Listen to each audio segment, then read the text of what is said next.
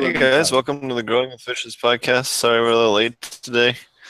I'm at a conference right now, so I couldn't get back to my hotel room in time. It was traffic, and just getting out of the conference into the car took a little longer than we thought. So apologize on that one. How's everybody doing tonight? It's good.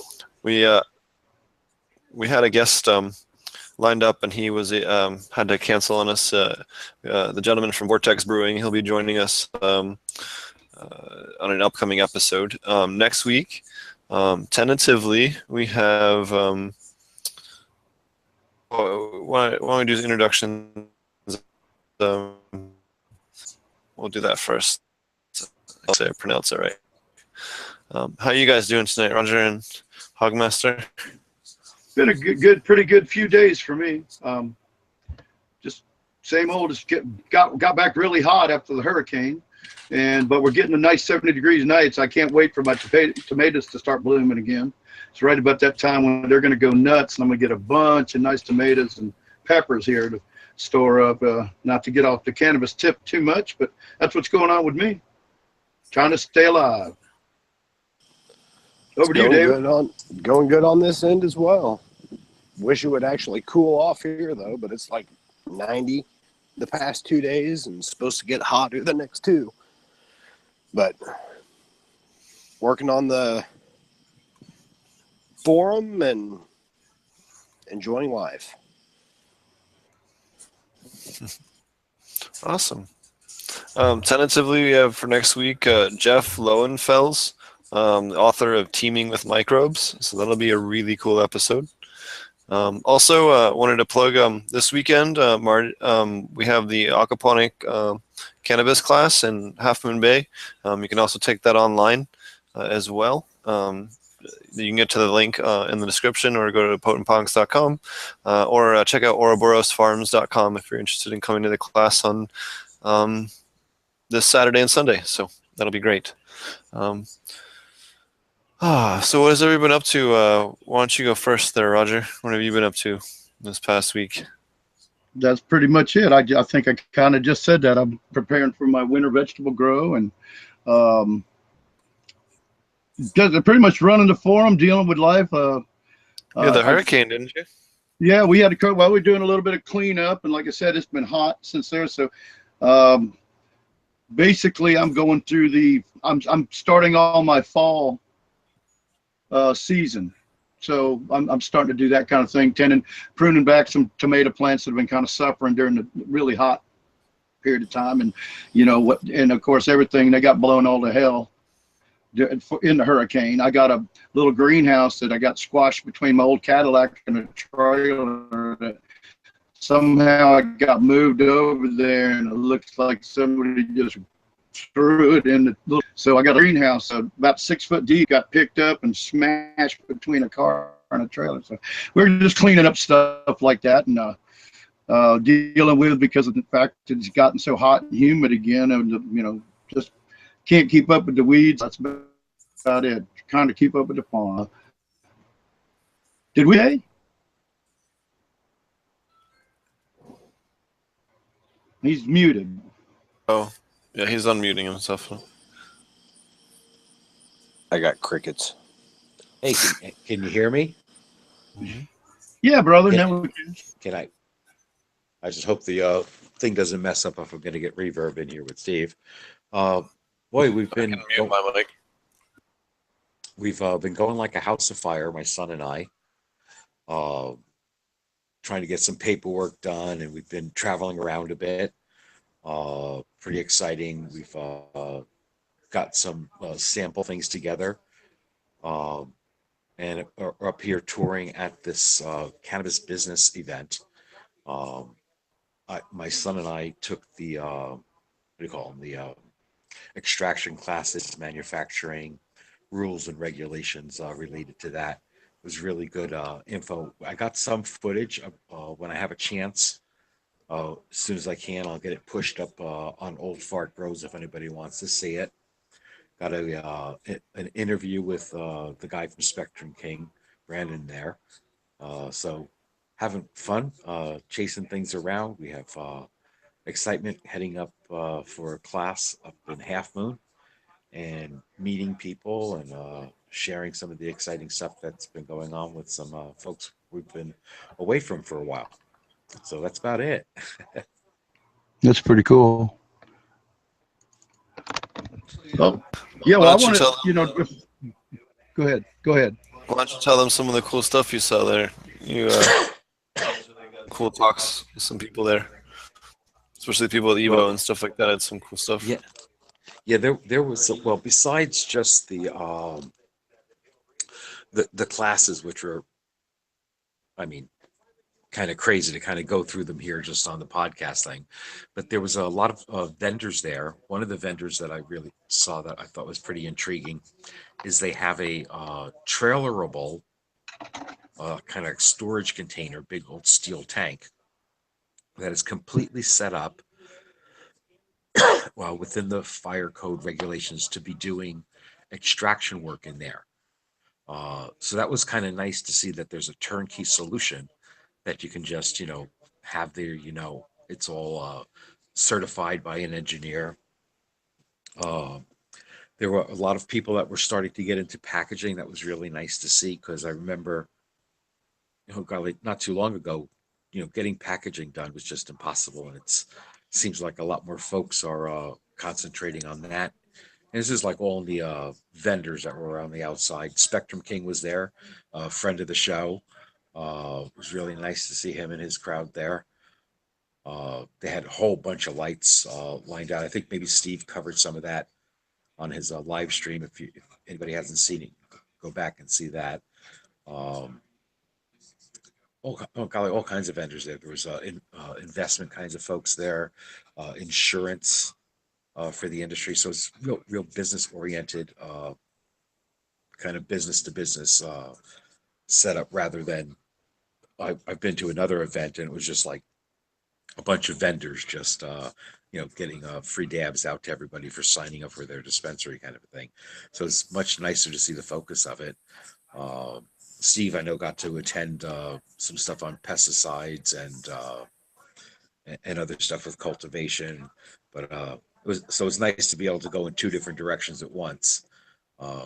Pretty good event, and at the end of the event, if you made it through all the classes, you got a free drink. How good is that? To go to a weed event, there's not a joint to be seen anywhere. And at the end of a weed event, they give you a free drink. That was the only thing that was weird. That's just my opinion. That's my story, and I'm sticking to it, okay? There's a ton of people on edibles there, though. There's a couple booths selling edibles, and there's people definitely eating edibles everywhere.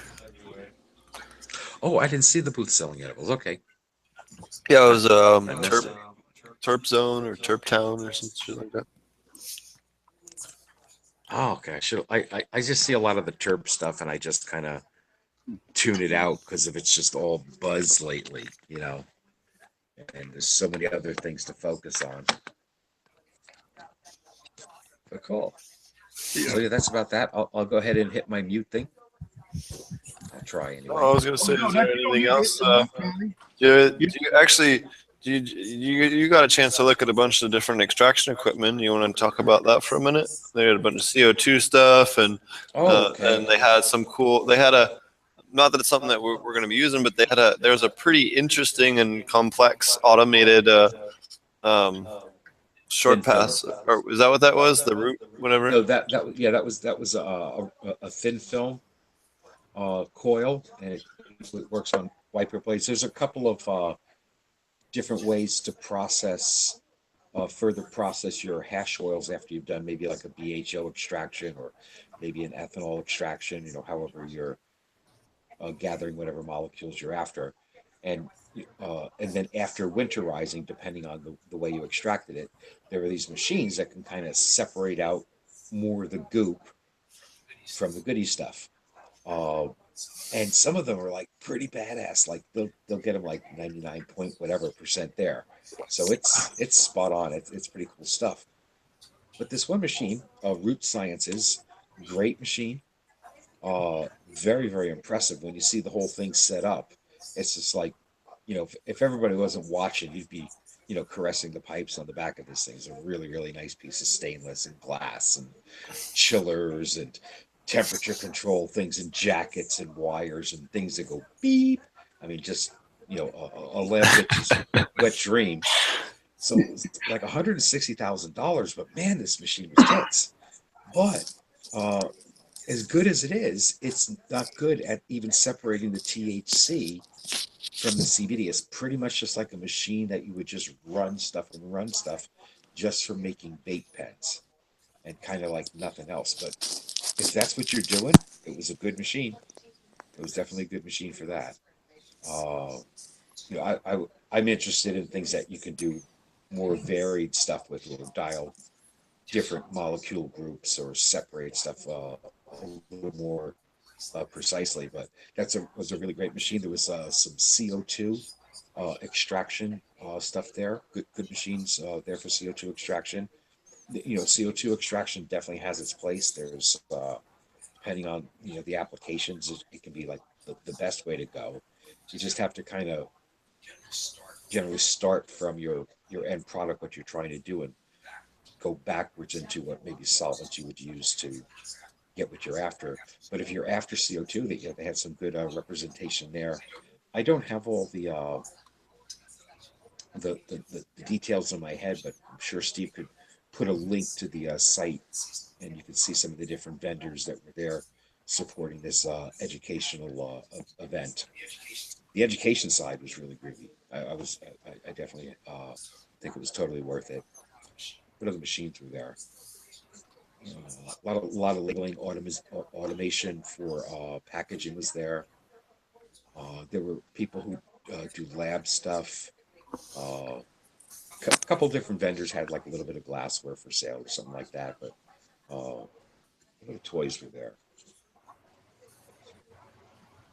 Yeah, I just remember the drop it out of the helicopter rogue lab thing. It's like a little bomb bunker. They just drop off. It's all there. I remember that thing the most. That was kind of fun toy. Another thing they had was things that will weigh out certain size piles of flour, and it will weigh it out and then drop it into a bag. For doing that there, I thought that was pretty interesting. That's kind of what I remember at this point. I'm a little bit stoned. You didn't take any pictures? Huh? I got him a little high. Yeah, that thing's like from Babylon 5. That's the shadows there. That's unbelievable. It works great. It works great. Yeah, we went to the Spencer's supply store, and it was pretty great. Looks like I got a 5-pound bucket on it. When you can get stuff at wholesale, you can get something ridiculously large like that for very, very cheap. So that was great. Totally worth going out to 90-degree heat to get it. Yep. Yeah, it's not in the easiest place, but it was a lot of people's bowls. Let me put it that way. For that rig, because I got it at wholesale. Ooh, Marty joined us. Yeah, I was going to say that Marty joined us, I believe. Well, kind of. Yep. His plant is his grow room. Yep. So, I thought the show was pretty cool. A really cool time. I got to spend time with you guys. Ever listen to Swami? Swami Seeds. It's like a heard of him. Yeah, so we got a chance to hang out with him today and talk with him. Gave him some of our edible powder. It was freaking great. That guy's awesome. So I talked to him. He wants to do like a joint collaborative thing on our show, so we'll be able to get him on as a guest, and maybe we'll go be guests on his show on a following one. He was super interested to talk to us about the aquaponic stuff, so that'll be really cool. He's just up in Mendo, so that'll be really neat. So that was a lot of fun. We kind of randomly stumbled into him after the keynote, so that was cool. And then they had some cool information about what's coming for the regulations in California.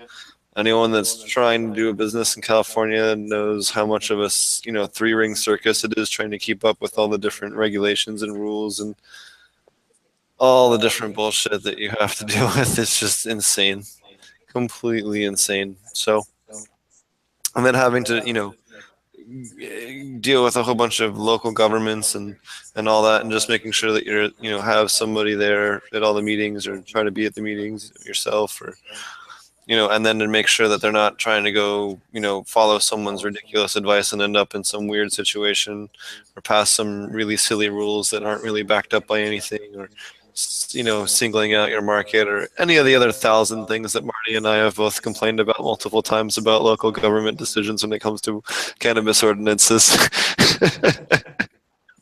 I thought that's all they did. Yeah, really? Like that's All their they did is put up roadblocks, right? it sounds like their mission statement.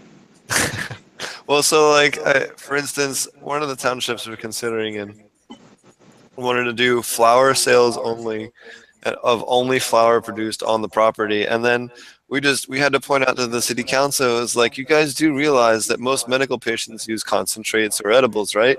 So you're literally making this exclusively for the recreational smoker, which is the opposite of what the intent is that you guys have proposed. So if you guys are trying to open up some for the medical market and the recreational market, you have to include this, guys. Like, not to mention you're cutting off 65% of the income. But like, just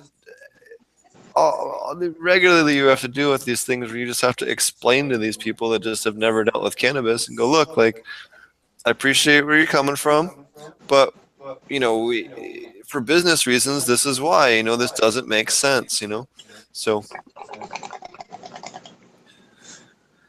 Yep. Okay.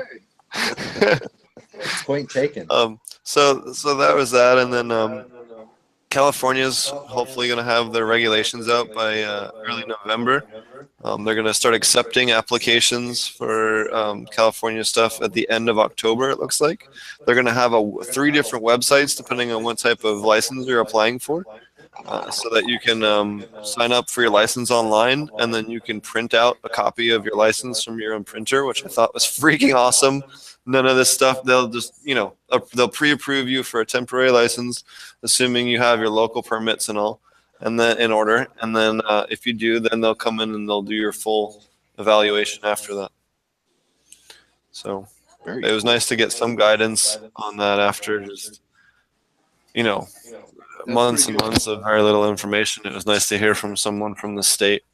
So that was really good after, I think last week I went on a little rant about that. So They had several people in the state there.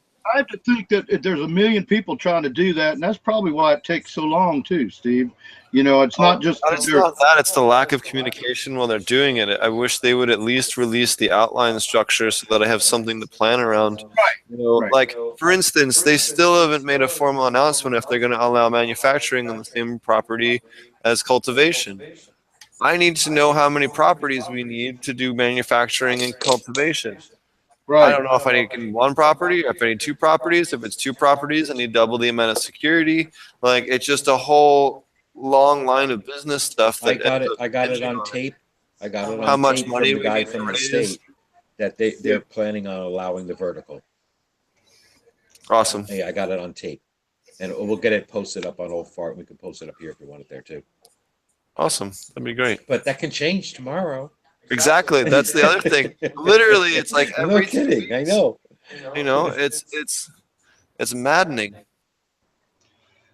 Every 2 weeks something's different, and it's just like sooner or later this stuff has to end. Sooner or later. In fire. But it'll all end here at the end of the year once they get the final set of rules, and it's just I think if it's you're gonna in have the to be stage federally. of just trying to figure out what.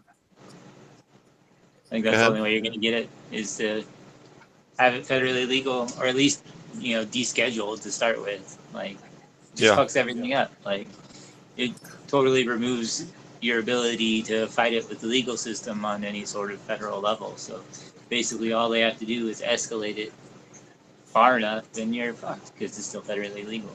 So Right. Same Well, old.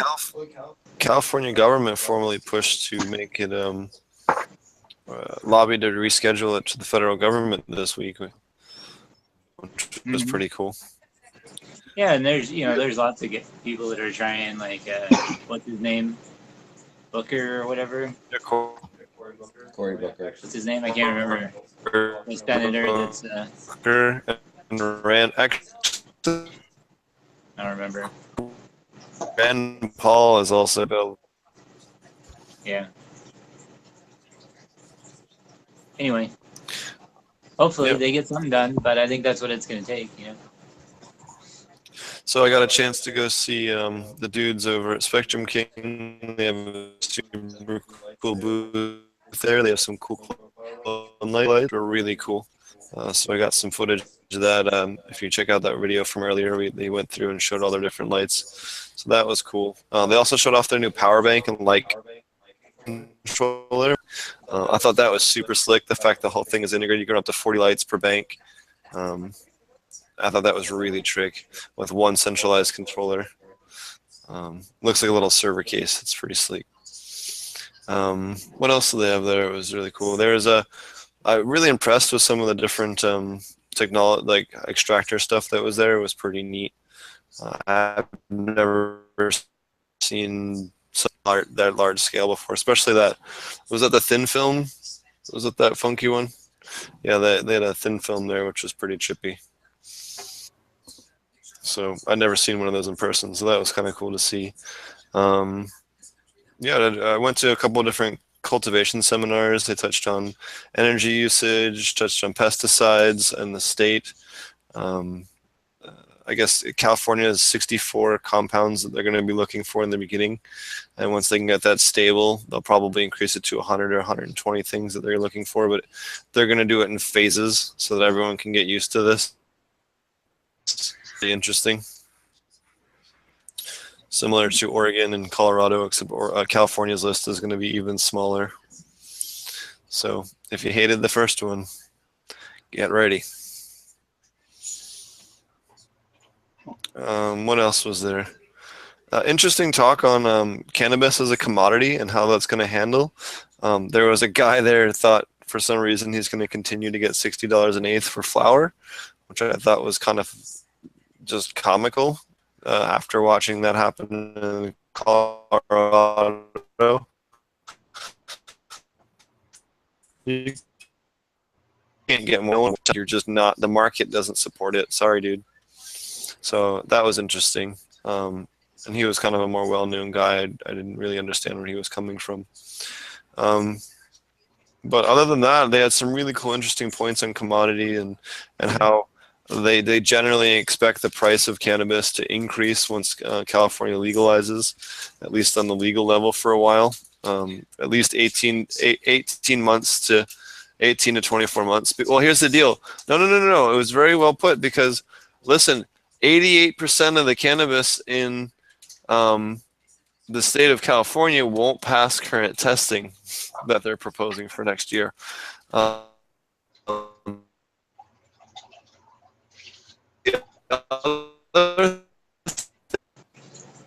Steve, like everybody else, not one of the near. Did I cut out? Is the internet connection shit here? Because I'll switch devices. Yeah, it started getting really bad against Steve. You really you roboted out, Victor. You are, as Tommy would say, you are all too hell for a while. All right, I thought it was just me there for a second. No. I was across the room. I had to do something. I'm sorry. I was across the room when I heard it start up. Can you hear me now? Is that better? Yep. All right. For whatever reason, the internet here is bouncing around a little. If it gets bad, I'll switch to my phone. So it was interesting to see how they, the testing regimen that they're proposing, which is part of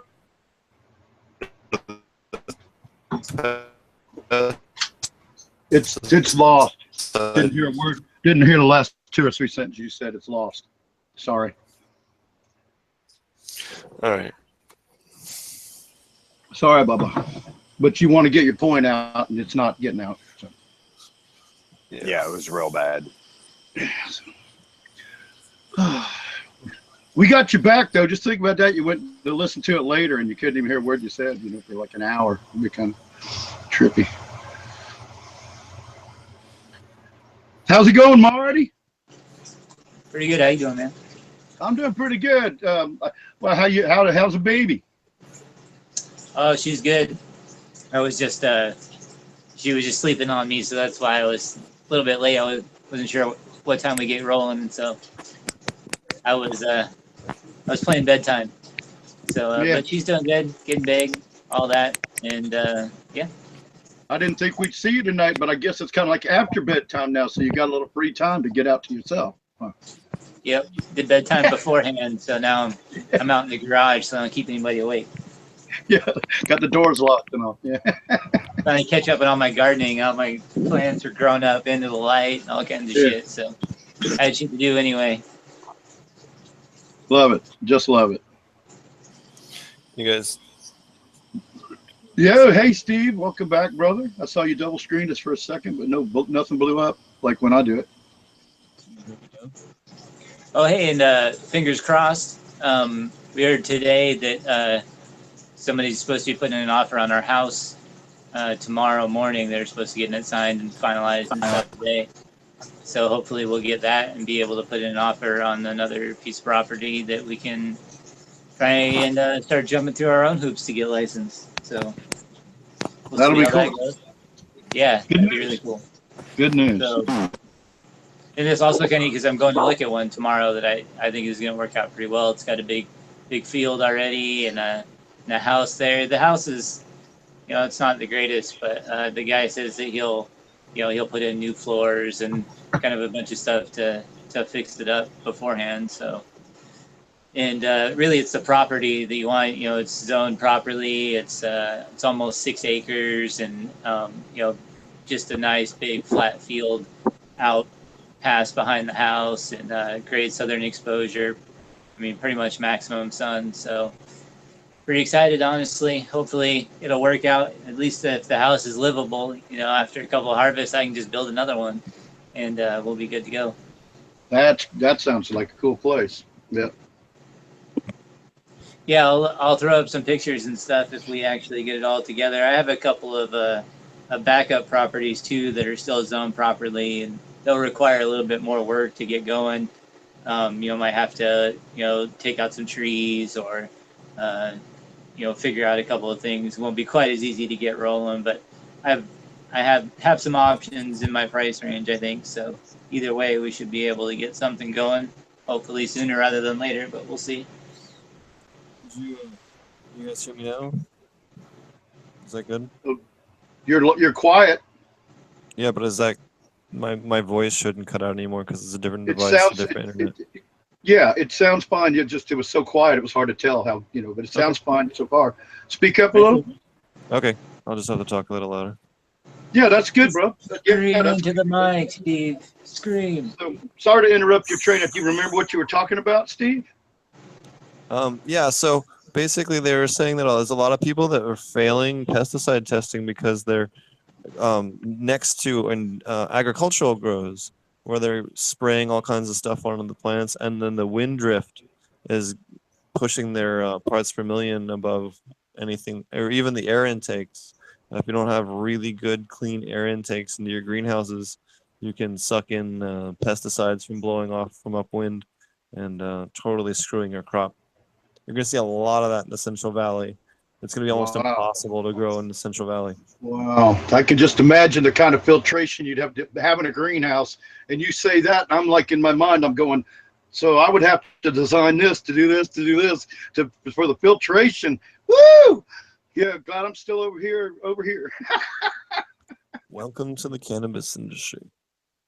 Well, it might be that way over here, too. I don't know. But a lot of our farms have kind of gone by the wayside, because it's been so hard to grow corn in the last few years with the climate and the things that have been going on. And it was corn, tobacco, and cotton, and now it's pretty much tobacco's gone the way of corn, and they're trying to find other alternative crops. So, yeah, that's kind of All right, so go on. All right, so filtration is going to be really highly necessary for any kind of business you're going to growing operation you're going to do. That's good that they're getting a guideline out for that and telling you what they're going to um, outlaw, like ban, like it won't be able to be, because that's what I was bringing up. I watch shows where they actually, in certain areas back, now we've come a few years since you had California legalization for medical marijuana and caregivers and the 99 plants and all that. But I had seen where there were shows or documentation on the fact that there's some of the pharmacies would not allow things. Now, I'm not sure how far they went with any kind of how they could test for pesticide, but that's very interesting that they're going that far. And I mean, that's the way it should be. If it's going to be medicine, you should expect to have to go through that process if you want to be legit, I guess. I don't know if that steps on people's toes.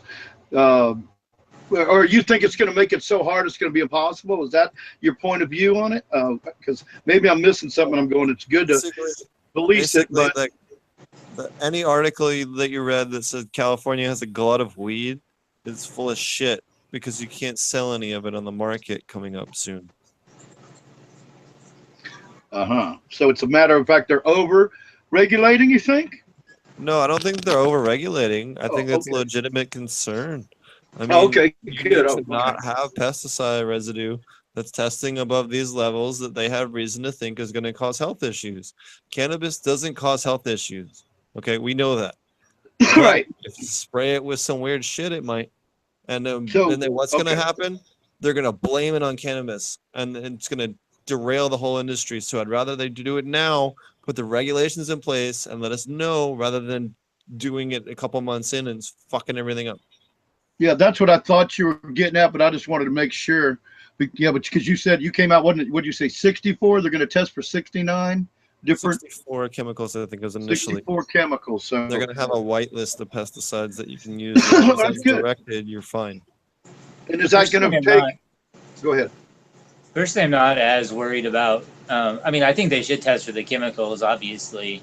Like, to me, that's kind of a no-brainer. But one of the things that we ran into in Oregon was a lot of their testing for mold and mildew wasn't really like testing for just mold and mildew. It was like basically any living organism. So like, let's say you used like kombucha or labs or something like that, then basically any living organism gets picked up and you get a living organism count. And that's essentially, people that were growing, with an increased microbial count were failing, even though there's obviously there's no mold on it you could find whatsoever. So there are some downsides to it. And I think just getting proper testing is really the best way to avoid all that, because you just have to have them identified. Like, it just requires a person with a brain and a microscope in 10 fucking minutes.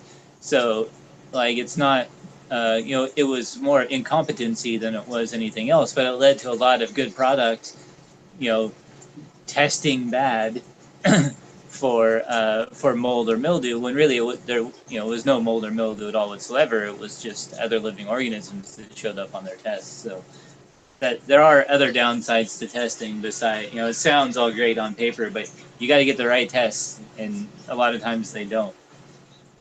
Right. Well, it will legitimize things a bit. To address that, they're going to test just for mycotoxin. So this way you can run compost teas, because actually two of the speakers from the cultivation, they asked specifically about that because they're very pro-microbial, just like we are on the plants during growth. So they're like, are we going to fail because we're above total CFUs? And they're like, well, we've had that concern heavily brought to us, and we're actually looking into tests for specific mycotoxins. Whether or not they actually do that with the final bill, I don't know. But they did say that they're trying to address it in that manner, because that's the much more responsible way to address it. Look for the metabolites that are actually a problem, and then you don't have to know what microbe is what. You're just testing for those compounds and say, well, you're testing for a pesticide, and just makes it simple. And the other cool thing that they brought up is that there's about 8 or 9 terpenes that they can see that spike on the gas chromatographer and on the other HPLC, and they still have yet to actually identify those or how to isolate them or what temperature or whatever else. So, and those are just ones that haven't even been addressed at all. And those could be just important as THC or CBD or CBN or THCA or whatever, and they just don't even know. So the other thing was pretty cool to learn is terpenes, when you do pure terpenes, behave much more similar to like a hydrocarbon or something like that. And it's not good for you to smoke pure terpenes. Not good for you at all. Yeah, and you don't want anything much above a 20% ratio.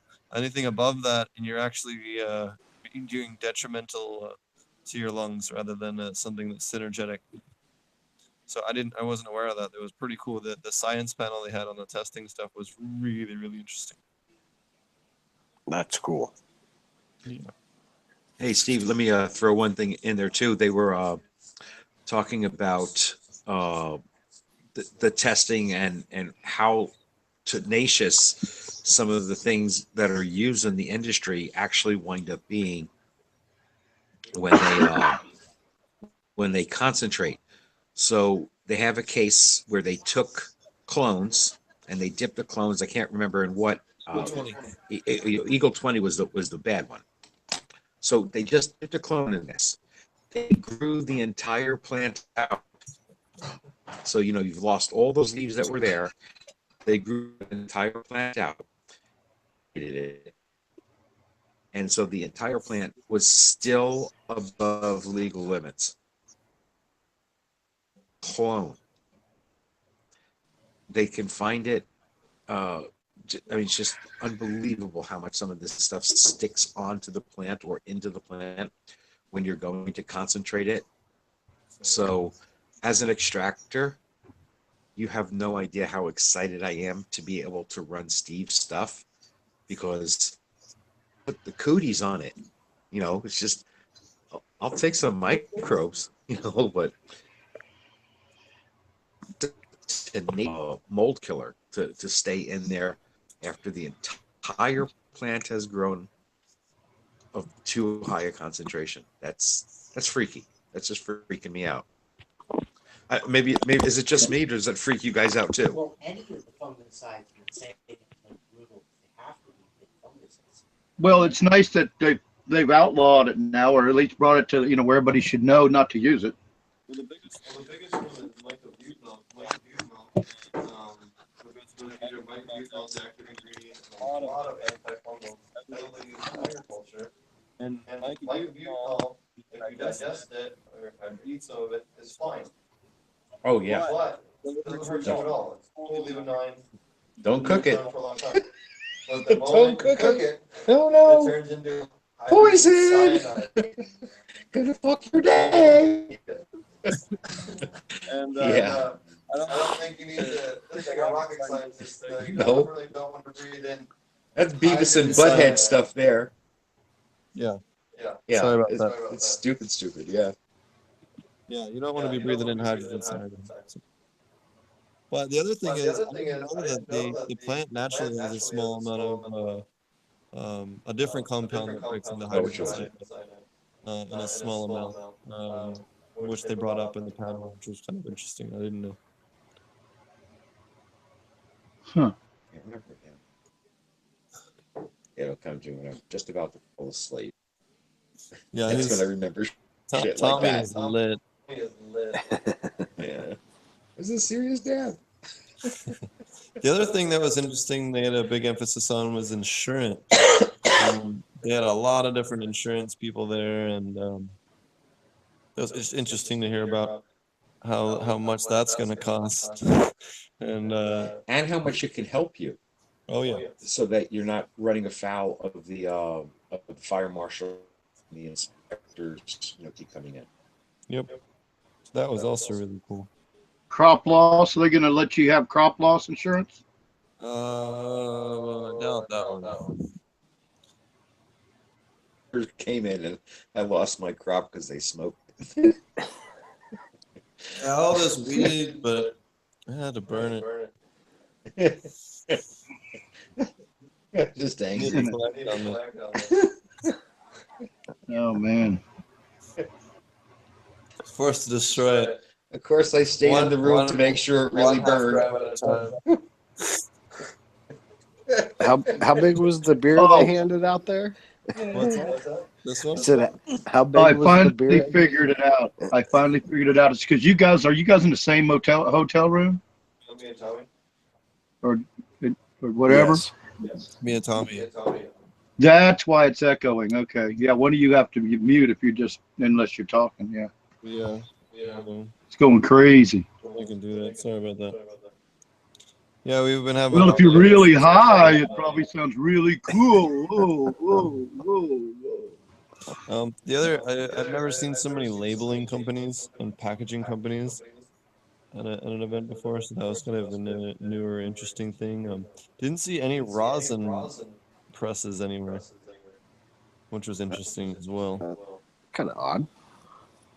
Yeah. Really? That with the way, wow, it seemed like a phenomenon. That's weird that they wouldn't have that.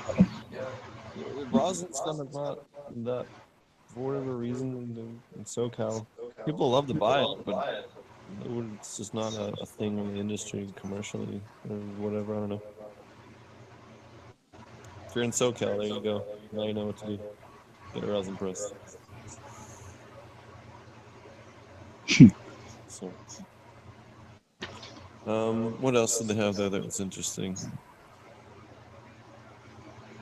A bunch of companies that are like brokers that have like online brokerages for getting material to producers and growers to retail and all that shit. Oh, cool. Different Marketing firms, huh?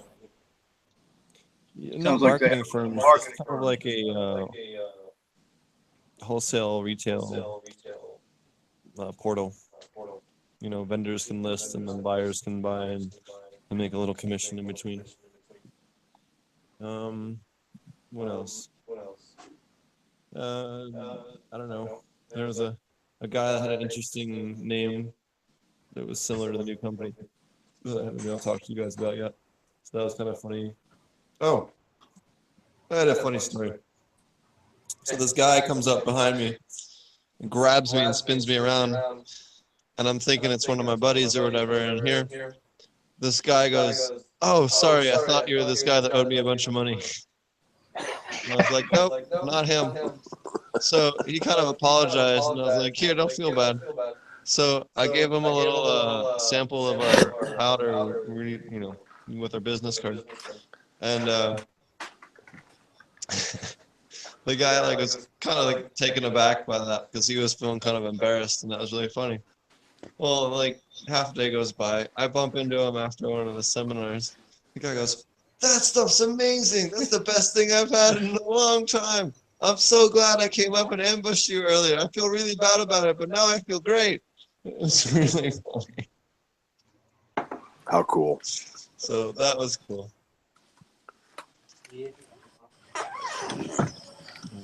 Yeah. So that was that. I don't think there was anything else. I did get a chance to talk a little bit more with the dudes from Reelite about all the schwazing. They strip their plants down 3 times during a grow. They feed at 22 to 2400 total ppms, which is insane. And they drop their high-end LED lights right on top of the deck, and I'm just like, how are these plants not dead? But they get crazy yields, so they're on to something. So it'd be interesting to do a side-by-side run where you do at least the schwazing. I don't know about overfeeding them to that level, but definitely. I think that was invented. That was invented. I don't really believe they get a higher yield altogether. I think they get what they want, and what they're going for is they're going for uniformity in bud size. They want the same size bud they want every bud to be the same size. And by squeezing, they create that. Total weight on the plants was insane. They had data, I'm taking these dudes 100% serious because these guys had, they had a whole binder of harvest data just to throw on the table, just to be like, look, here's all the hard data that you'd want.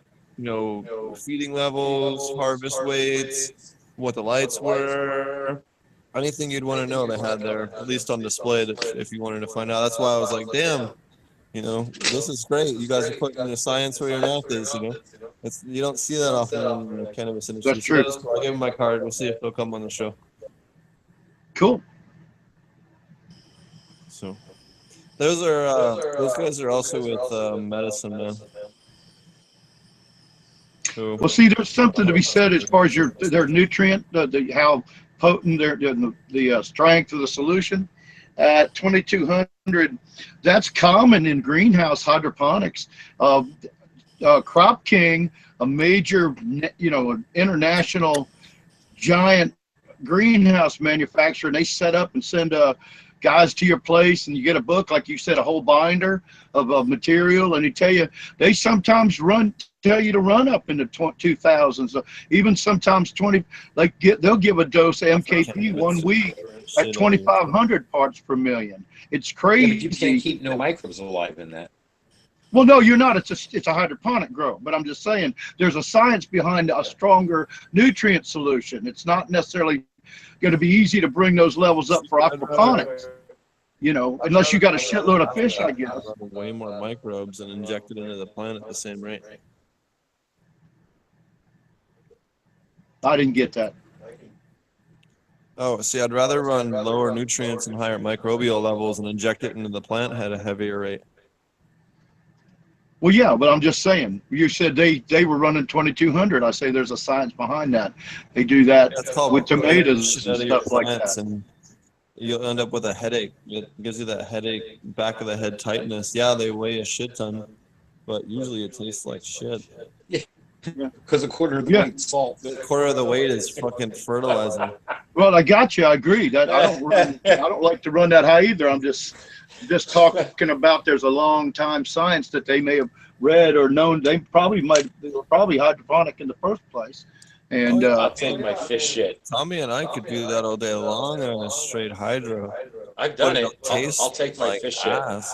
Not always, but if you feed it that heavy, you're gonna taste the fertilizer. I guarantee it. Yeah, I agree. No I way agree. You're gonna flush that. That's right. That's why I went to real low. I flush it like that guy up in Canada does, that grandmaster level. Man, he flushes like Niagara Falls through his plants. Yeah, but yeah, if you have run of those, you just have to a couple weeks early just start flush. Yep. Well, just crazy. Everybody's got their moisture. You have all that crazy moisture in there. You're not really letting the things get that chance to dry out like they should. You risk root rotting them at the end. Yeah. Well, I've been teaching. Even I know that. I've been teaching those hydroponic growers on the forums. I tell them don't run more than about 1,200, 1,500 maximum. That's what I was, because it got for that same reason. I tried those harder.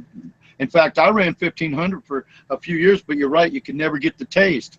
So I started lowering down, and I find out if you use hydroponically, if you use 1,000 to 1,200, and you could do, because you are going to lose some yield, but again, it's bigger buds, a little more buds that taste like shit, or a little less yield, maybe 20% less yield, and you got buds that taste great.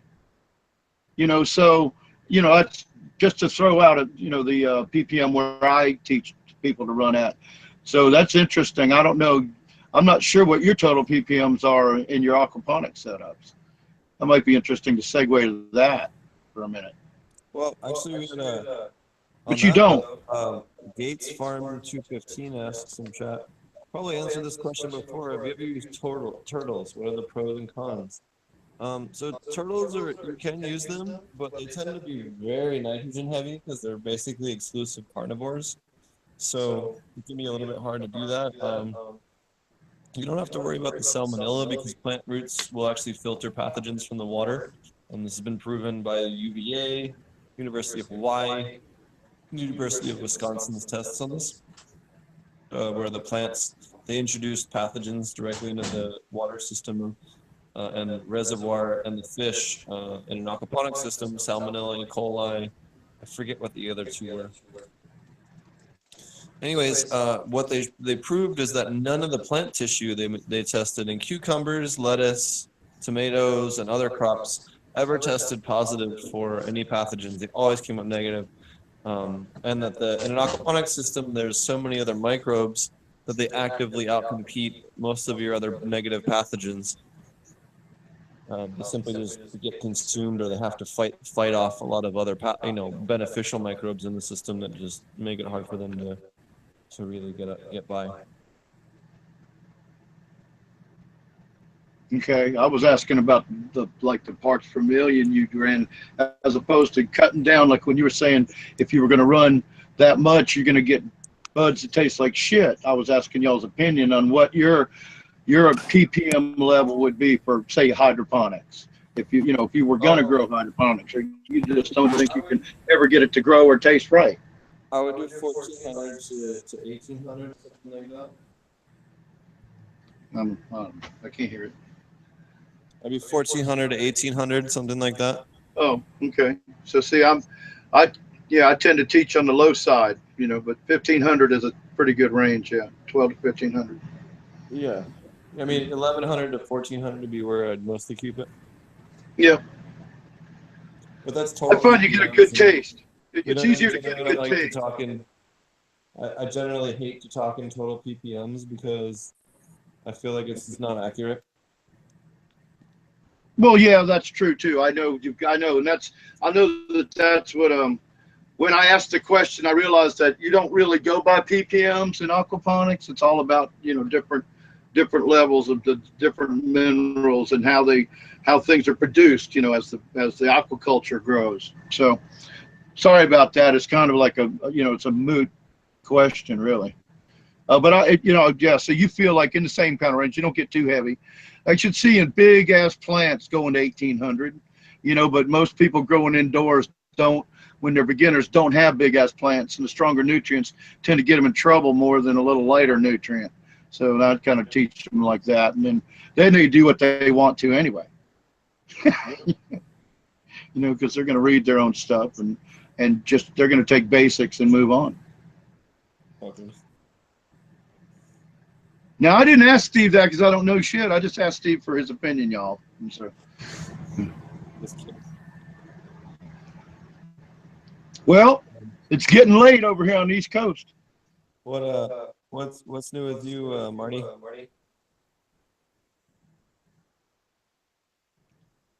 Marty? He's coming, I think. Oh.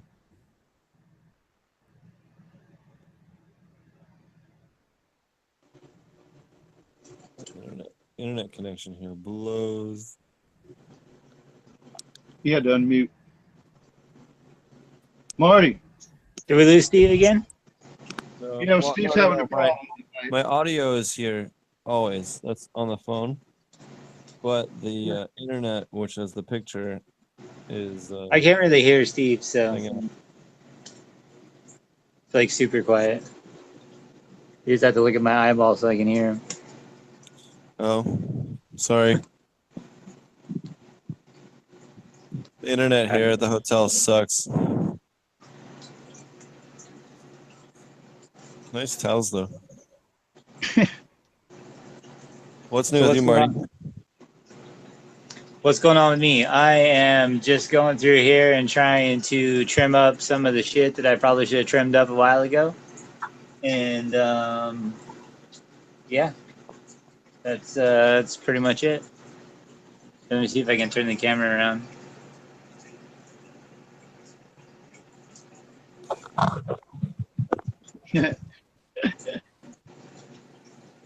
All right, I think that kind of worked. You guys see? Oh yeah. So this is my little canopy, and when I came out, I hadn't been out here in a couple of days because I've been really busy. So these are all grown up into the light, so I had to pull some of those back over, and I got some runners going up the back there, and some of these down here in the canopy are getting a little choked out, so I need to go through and trim up a lot of that and thin it out a lot, but it's coming along. I had a couple of them get all the way up into the light and crispified some leaves, but other than that, nothing too big. Now this is I think Roger, you asked me about this light before, and we never got to talk about it. So Oh yeah. Okay. you guys can take a peek at this. This is a light that VividGrow sent me. So this is a VividGrow V2, and it consumes, I think, right about 560 watts, something like that. And it's a little bit interesting in that it's a slightly different spectrum. That it still has the white ones, as you can see there, but it also has the red ones mixed in. So it sort of has the baseline that we hear Spectrum King talk about all the time, and then shifted slightly red or more red. So it's more like having a white with with like a red flower inducer. And it didn't seem to, I did veg under it and flower under it. So, I mean, it can be done, but I felt like veg was maybe a little bit slow, and that could be because a lot of the red. But other than that, it's been great, and VividGrow has been great too, because originally what they signed up for was a side by side, and I have two completely different strains. We talked about that before, and they've been totally cool about it, and so hats off to them, because that's awesome. And really, I really like the design of the light. If you guys look on my channel, there's you can see it a little bit better than what I can show you right now. I think it'll probably get pretty dark up there, but it's essentially there's no fans, so it's all pretty much solid. I mean, you could spray this thing down. It's really heavy. Like putting it up by myself was actually took some coordinating. I wasn't able to just hold it up and slap the thing over the top, and so. It was it's definitely heavy and solid, and even though it replaced two of these LEDs over here, so it's technically two of these, I think something like 30 more watts or something like that, but this one runs cooler and produces more light than two of those combined. So the overall temperature in my room dropped 4 degrees, even though I increased the wattage being consumed. And so that just means a lot more of my power is going towards light instead of heat. And that just sort of speaks to how inefficient these are. And we talk about these all the time. So these are the LEDs that are the multicolor LEDs, or blurple LEDs as we call them. And so they'll definitely produce. I mean, as you can see, there's a nice plant here. But it's still an inefficient light, and you can really tell that when you're growing with it, sort of the difference in response to the plants, especially going into flower. And you can, if you look at even these ones that are underneath here, and it's not the same strain, so it's not a direct comparison, but in terms of the flower set, you're getting a lot more action over here in terms of let's see if I can get that to focus. Oh yeah. So I definitely feel like it's going to produce and is a much better option than this. As far as the spectrum goes, having it this much red, I don't know how much difference it makes, but I think this is they call this the V2 spectrum or something like that. They have a whole little PDF document that shows you the breakdown of it, and they had this light professionally tested by a third party, and provided all the specs for it, like the whole report from the company. And so it's pretty cool. You can go through it and you can see number wise, it's definitely on par with any of the other big LEDs that we talk about. And so, it's I would say it's a legitimate contender for your commercial markets, just because it's a great fixture. It's heavy duty. The price range isn't out of control. I think the V2 lights are, right in that $1,500 price range. And so they have a couple of different versions, a lot like Spectrum King. They try and tweak it a little bit, but just the uniform coverage that you get from this setup, I really like. And so it's got a lot of positives. So I know, like I said, Roger, I know you asked about it before. Did you have any other questions about it? It looks like it has 288 lights in it, doesn't it? What's the It has a lot. I don't know. What I wanted to ask was, that's just one fixture that both. This whole thing is one fixture. That's correct. One fixture, two. Well, that's a big for $1,500. I believe that's about what it is. Don't quote me on it. I haven't gone to. Well, I tell you what, there's gonna be a lot of guys flip out if they can get that big ass light. That looks like a pretty big ass light for $1,500 when it comes to LEDs.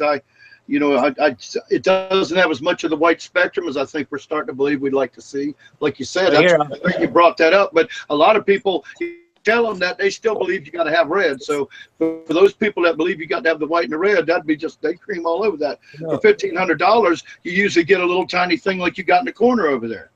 Yeah. So that's like, I'm not spending $1,500 to go 4x4 feet, man. It easily covers the same area that two of these, of a smaller LED would. And so these over here, these are consuming 280 watts each. These Blurple ones over here, which I bought off of eBay like 3 years ago. You sure it's not providing like 3 times as much area? To me, it looks like it's probably close. It's at least double. I'd say it's way more than that. Yeah, and you can see how much more uniform coverage it is as well. So, this is 8 feet, and it's probably, I wouldn't say it covers quite half of it, but it does pretty well. I would say probably in like a 3x3 solid flowering area, and especially if you just got these in big rows, which is obviously what they're designed for. You can just set these up, and they're all passive heated and all that stuff we talked about. The other ones, how you can have cooling systems and air blowing over the top of them and not make them less efficient, like other, the big HID bulbs or HPS bulbs. All that same stuff we talked about with Spectrum King is gonna, apply here as well. So I think it'd be a great comparison too, to be able to do one of those Spectrum King lights versus one of these, because this is just a slightly red version, in a little bit different setup with the LEDs. As you mentioned, it's got more lights spread out more, and it's a little more not quite as compact as the Spectrum King, but I think it'll be interesting. I think we, even the guys from Spectrum King say, that there's no doubt that the spectrum matters, but intensity matters first. And I think it'd be an interesting comparison, because you'd have one with a much wider spectrum and one with a much redder spectrum. And a lot of guys, like Droma and a lot of those guys now are putting up red LEDs along with their white ones, to be able to have those, what they call them, like flower initiators or something like that. You know what I'm talking about, Steve?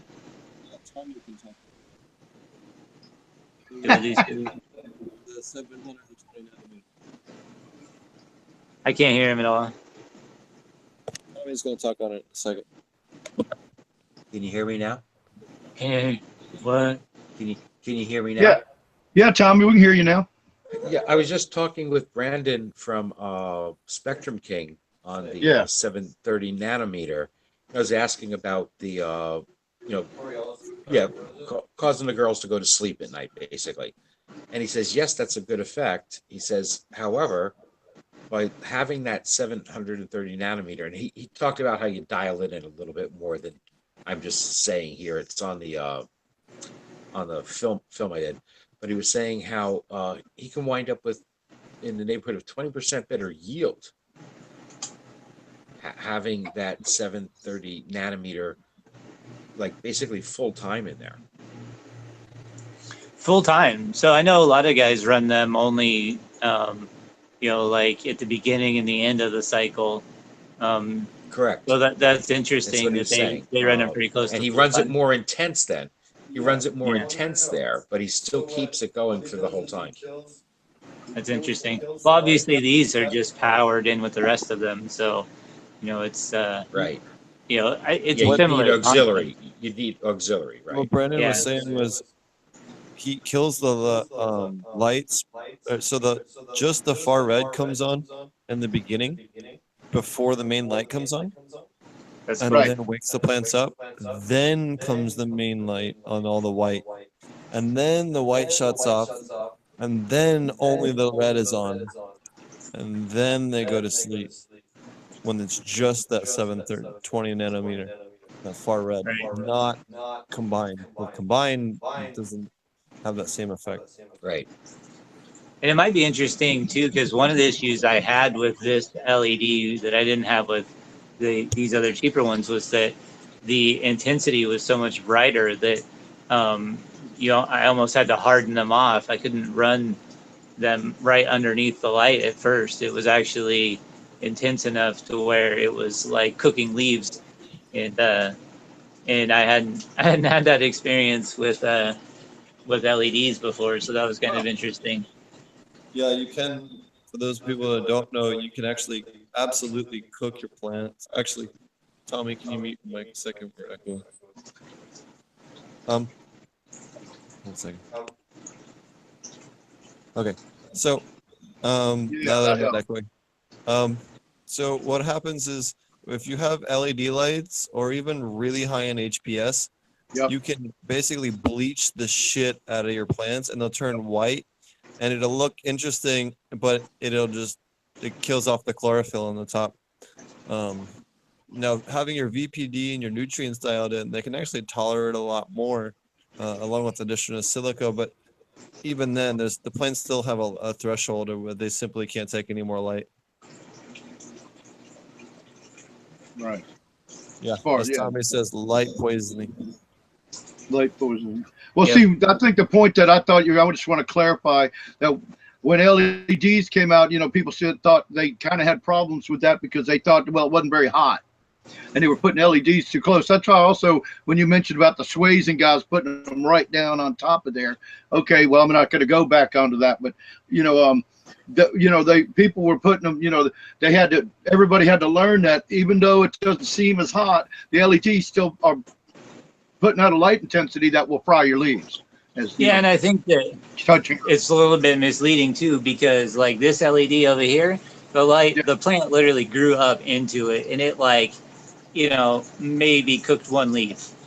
This thing over here, if the plant's not hardened off to it and you put it underneath it, it will cook the entire plant.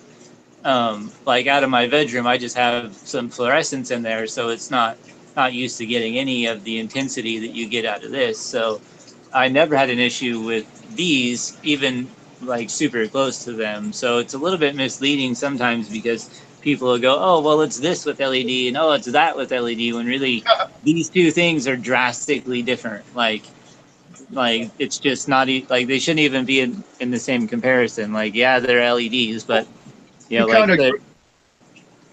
of read my mind, because when you said they expected a side by side, well, that's not fair.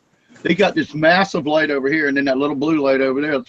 That's what we're seeing in the picture. You got this massive white and red light over here that's like lighting up. And look, you said how wide is that whole grow room?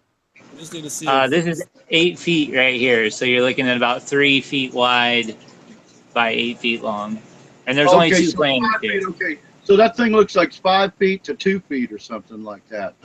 Just looks massive in comparison. Yeah, I mean, it looks like 2 different places. From here, all the way up back to there is 8 feet.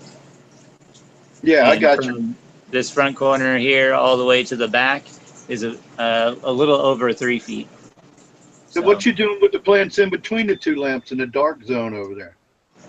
That's just the overgrowth is growing in the middle. There's actually a couple of these that have grown over. So like this one right here, see that one? That's actually this plant over here to the right instead of the other one. Oh, I see. Okay. So it's just growing together. It's 2 plants. I don't even know how long I vegged these 2 for. It's it's been such a roller coaster with selling the house. It's like, oh, we're moving, and then oh, we're not, and so and I haven't had time to do anything, started a new job and all that stuff. So I don't even know how long I vegged them for, but it's definitely a fun little project to work on. But I probably don't have quite the time to put into it. Definitely like those ones back there should have been trained like a week ago, and just been slacking. But obviously I'll trim off a bunch of this stuff and thin it out, and I won't keep all of this middle part. Like you can see where it's really crowded in here. That's all got to get thinned out. And so, but hey, it's just for me. Not gonna fire myself. But I don't think it looks too bad. What you need to do is you got to see if you can get a Spectrum King to loan you a light so you can do a proper grow up. Yeah. Yeah, I thought about emailing them, and I just haven't done that either. And I'm yeah, probably just gonna see both of them tomorrow. I'll just talk to them. that'd be cool. We'll see. I should just hit them up. I'm sure if I just talk to them, Yeah. they would be cool. And I like Tommy's idea. We'll keep giving him more and more sublingual powder until he says yes. more sublingual patterns. Okay. We'll keep I don't giving know them what that is. edible powder until they can't say Oh. no. Oh, right. That's right. Just straight up bribe them. I like it. Yep. It's the American way.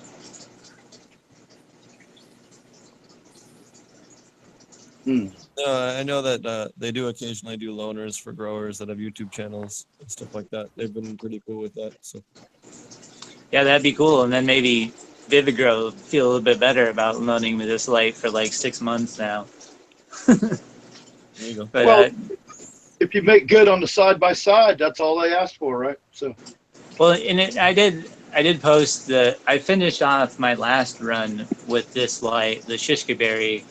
I had 2 shishka berry plants underneath it, I think, and so I put that up and did a little write up on the on this light when I first got it, and posted it, and they've had some people interested because of it. So I think it definitely paid off for them, in the same way that Spectrum King got business off of coming on our show and going on other shows and doing their stuff. So it really produced great. Like the last 6 weeks were underneath this light, and it turned out really, really great. So I have high hopes for this. This is Shishka Berry again, so hopefully we should be able to see pretty similar results. This was supposed to be Shishka Berry, but I'm pretty sure it's Starfighter is kind of what I've decided at this point. But we'll see. Gonna let it finish growing out. The only thing that I do know for sure is that it's not Shishka Berry. But I would say 80% sure it's Starfighter, so we'll see how that goes. But either way, it'll be good smoke for sure. Well, they got a real good ad tonight. So. I had a guy. Then I'm gonna do a grow from seed. So I just filmed the other day, I think day before yesterday. I haven't posted it yet, but starting all the seeds for a pheno hunt, so that hopefully I'll have some plants ready to go for they can move into the new property with me. So that'll be a fun little project to work on. While these finish up. Be your last grow there, you hope, huh? God, I hope so. Be nice to have more than just a couple plants. I mean, I could have more in here right now, and I don't, just because out of my own laziness mostly. But and a lot being discouraged, I think too. It's kind of like everything's sort of set up for outdoor, and I kind of wanted to kind of wait and see how it went. I was hoping to maybe be into a place, before outdoor this year, and that didn't happen. So, yeah, it is what it is. I think I'm just grateful to have what I have. I'm sure I'll get plenty of smoke out of this, and hopefully get into the next place and grow lots of trees. You firing up the behemoth?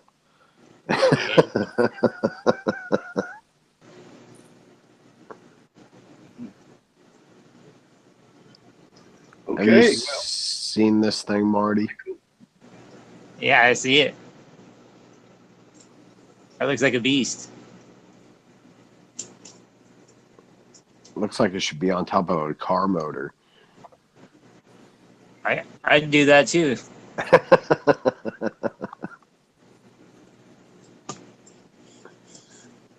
Yeah, try and turn this thing around again. I'm jealous. Yeah. Gotta love dab rings.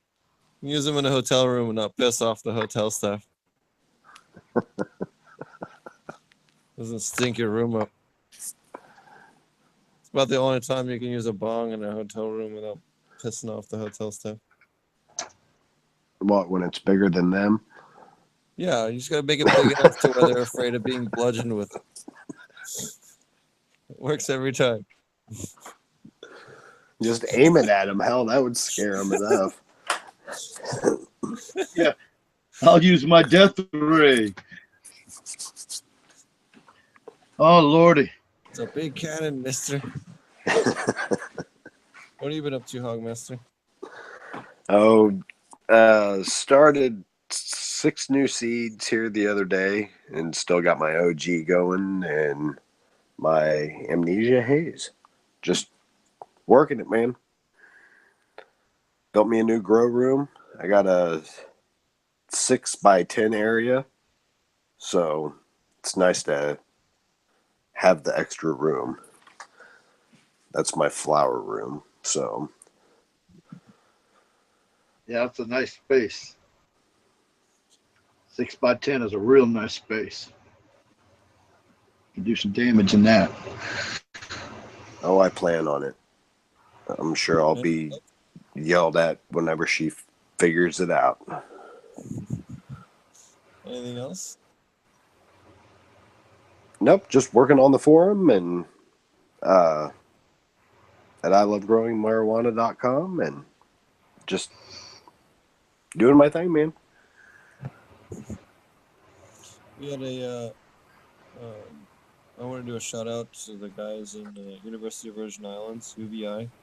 A lot of people know that they founded the commercial aquaponics model. Their farm was ridiculously damaged by Maria this week. And I just want to give a shout out to them. Donald Bailey has not been able to post online, but he is okay. I know he isn't able to post yet. I know a lot of people are worried about him, so I want to let them know about that. Charlie Schultz was able to get a hold of him, and he posted over on UVI. But the farm is heavily damaged. And then one of the guys that Charlie and I have both talked to in Puerto Rico, or worked with in a way, or another, them and then the other project that I was working with, both of their farms were basically all but destroyed. So that really sucked. I know you guys saw I had a pretty cool Reddit post a couple months ago when they were getting pretty close to completion on the construction of that, and that's all just gone. So that was really kind of depressing. But That's too bad. yep, well, it is what it is. You build in the tropics. It's gonna happen eventually. It just is what it is. Yeah, they got wiped out down there. It's pretty bad. There's a lot of people, shoot, from Texas to Florida down in the tropics. It's crazy. I mean, man, it's crazy as shit. We got this other one that's going to be right off our coast this weekend. It's Yeah, they supposed to be okay, but it's right there. not sure what You never that's know. gonna do, yeah. Yeah, they don't tend to always do what they think they're going to do. So, you know, Well, the fact that it's originally, there. that one that ripped through Florida wasn't supposed to hit Florida originally either. It was supposed to go out the coast the same way. Well, they changed that back and forth. It was supposed to hit us directly.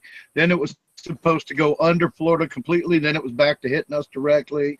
And then it went back and it decided to go under Florida. And then right as it got, well, it was because the high pressure front was stronger than they anticipated.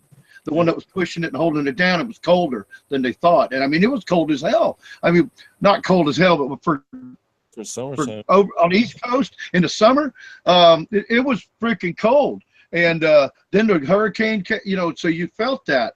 And then when the hurricane, it pinned it down. And then as soon as it hit that warm water up on the Gulf of Mexico, it went crazy north. And it ripped up. I know people that are all along that line on the Gulf Coast, a few people. And, you know, I've been to a lot of places that got tore up. And Alabama got it, not Alabama, but it went right up through the Panhandle and a little bit of Alabama. I'm not really sure how bad. I hadn't heard much, but we got an ass load of damage on the city side, on the coast. The city, Charleston is still Charleston and the Barrier Islands, and some of them. I mean, Edisto Island got hammered again. I mean, it's just I mean, these are places where people live, kind of like, it's not a whole lot different than, like, Bermuda or somewhere. It's a little island off the coast, and they were talking about some bar where, that, like, there's so few people even going there. It's so devastated that people aren't even driving out there even after the hurricane. Usually they'll go out. It's like a ghost town out there. So yeah, people don't realize how much, and I'm sure we're not the only place. I don't really know about Savannah as much, how that impacted them, but people don't realize how much it was so big. See, when it was going through Florida, it was hitting us. The outer bands were hitting us, if you know what I mean. In northern Florida, around the Panhandle, that storm was so big it was covering Alabama and Louisiana and Georgia and South Carolina, all at the same time. People didn't, we don't usually see them like that. This was very, very different. Of course, I don't believe in global warming. That's just bullshit. This is a thing. This is a God event. No, I'm just kidding. I'm just kidding. Fucked up the climate so bad that. No, I'll tell you what. Though, People that don't believe in global warming, you should be over here on the East Coast. You don't believe in global warming. Like, seriously, you're just a completely fucking moron. Dude, look, we've all been around for a long time. Do you guys ever remember hurricanes going from a tropical storm to a category 3 or 5, like almost instantly? This shit didn't happen before. Not like this. Yes, they'd still get like that, but it would go from category 1, maybe a day or two, then in category 2, and then in a category 3. None of this like boom, or 3 in a row either. Yeah, and Houston, the one that hit Houston, right, went from a tropical storm to a category 5 in like 36 hours. That shit never happened before. So to try and say that this stuff isn't happening right now, and look at what it's caused. People are dying. It's caused billions of dollars worth of damage. And who's paying for it now? Taxpayers, not the companies that caused it. Oh yeah, everybody's a fucking socialist now. Yep. Socialist states of It's all about I'm glad. Welcome to the good side. We're glad to have you. You need to stick around for a few more topics besides fucking hurricanes and the military. Because yes, the military is also socialism. Yes, them and their HARP machine. But nobody wants to talk about that. But it's all about the temperature of the water off the coast of South Africa, and that's where that keeps rising. The storms are going to get bigger. It's because of the temperature of the water off of South Africa.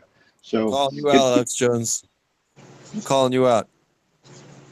Who's Alex Jones? Oh, by the way, we got any visitors tonight? I don't know who Alex Jones is right offhand. Sorry to be ignorant about that. The Lord. A what? Oh. Alex Jones is a crazy nutbag. Like, I don't even know. Like, I would tell you to Google it, but I like you too much. Like, just don't even bother. I try not to pay attention to nutbag, so that's why I don't know who he is. Okay.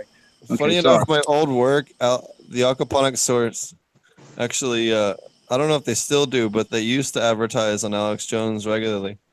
So, well, I think it's really funny now. Watch that show all the time. It seems like a great place to advertise.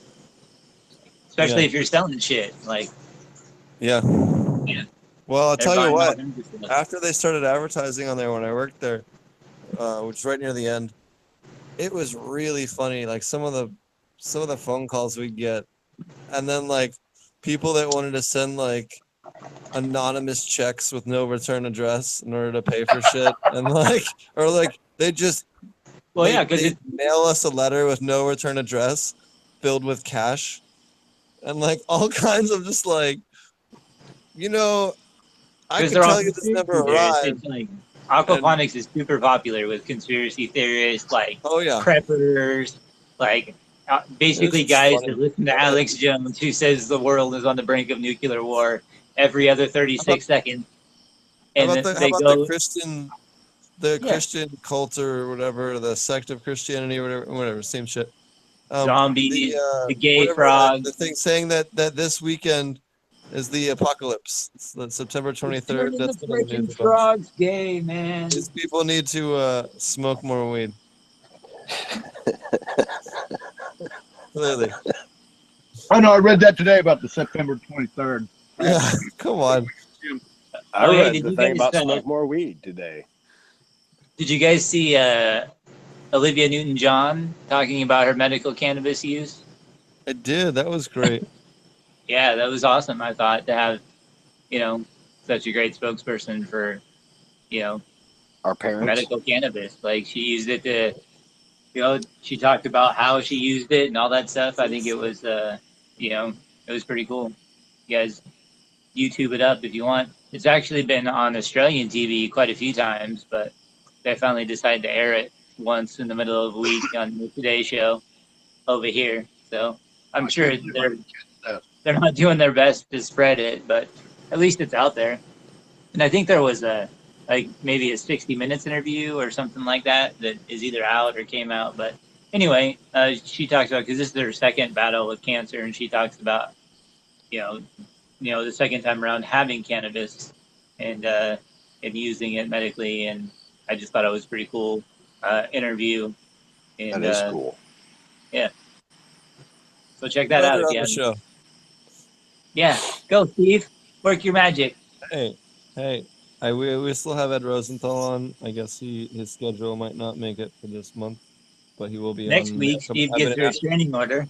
I've been contacting him every week, and he's not able to do this week. He wasn't able to do this week, which is why I tried to get the Vortex going. And then next week we have the guy from Teaming with Microbes, which, if you're upset about that one, then you can no longer be a panelist.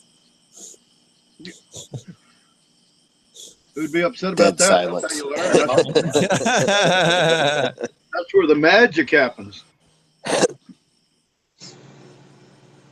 So Lowenfalls, huh? The pools of microbes. So that's, we got them coming up. We got some other cool guests coming up. I talked to some other people. Swami is going to come on. He has his podcast. We're going to do some kind of collaborative thing with our podcast together. That'll be really cool. So. Hey, how did Dude Grows his 315 grow turn out? Wasn't he doing a 315 grow last time he was on? I'm not sure. I'll have to ask him. Speaking of which, I forgot to announce the Dude Grows Cup. They're doing a West Coast Cup on October 7th. If you go to their website, you can RSVP. It's only $25. And that'll be really cool. So anyone that's interested in going to that, I'm going to do my best to be up there. I should be there, barring anything crazy coming up. And, I thought you were teaching in class. What's that? I thought you were teaching in class. October 7th. Oh, nice. Yeah. And then Marty and I have the aquaponic cannabis class this weekend. If you guys are interested in taking the online class, be sure to check out our website. Let us know, and you can sign up there, read more about it. And then I talked about in the beginning of the show. Just wanted to reiterate that again, just because Marty brought it up. And what else? Oh, here. Gates Farm says, Marty, are you doing aquaponics in your room? What? Are you doing aquaponics in your grow room from chat? Yes. This is dual Rezone aquaponics. So you can see, I'll move this down a little bit. You can see this, I just turned a bunch of shit, so there's a whole bunch of stuff on here. But this is media here. And a pot here that's got soil in it down to maybe about an inch above the media here. Then it's got media in the bottom of the pot. And so the pot is down in far enough to get water into the bottom. So the bottom of the pot where the media is floods with water along with the rest of the bed. And that's where, primarily gets fed. These beds are always filling and draining. I have an external siphon, and I think I have about 8 koi indoor goldfish in the tank right now, including Donald Trump. So You've done a couple runs with and without dual root zone and all kinds of stuff. What do you think of that compared to running without it, and what are your opinions on it now after having done both ways? Well, I think that it definitely adds, benefit. It's definitely more work setting up each plant. One of the things I liked about doing non-dual root zone was that you basically just stick the plant in and you're good to go. It's just like other aquaponics stuff. There's not really anything to do that. But as you can see, when my plant count got drastically reduced, I wanted to spread the plant out more, and training it to the net requires a more solid base. Or else what happens is this can't support it. So instead of training over to the net the way we want it to, it just ends up straightening out and turning sideways like this. So it's not training to the net. It'll just straighten itself out and start growing diagonally. And so training becomes a little bit more tedious and isn't quite as effective. And also outdoors, if you deal with any kind of wind, it's very beneficial to have them in the dual root zone pots. Numerous times when I didn't have them in dual root zone outdoors, the wind would push them over at an angle in the same way. I never got any real damage from it, but it just seemed like undue stress, that probably didn't need. And when I did dual root zone, didn't have that problem the next year. So I would say that in addition to that, if you I've experimented a little bit with smaller and bigger dual root zones, so like larger pots and smaller pots. And so you can go with larger pots and, basically put more amendments into your soil and not have to feed them as often. Or maybe even, for the most part, even through an entire run, I don't do too much through the top unless, I see a deficiency or the plant starts looking off. I'll hit them with some worm tea on the top. And then right when they start flowering, I'm going to come in and drop some compost here on the top. And you'll notice I have some room here. I don't know if you guys can really see, but there's maybe about that much room in my pot here that I can still fill up with compost from out in my worm bin. So I'll top that off, and probably tomorrow or Saturday, depending on how my day goes. But so I'll just harvest those and do that. So you can definitely, I would say, go longer periods without having to feed anything.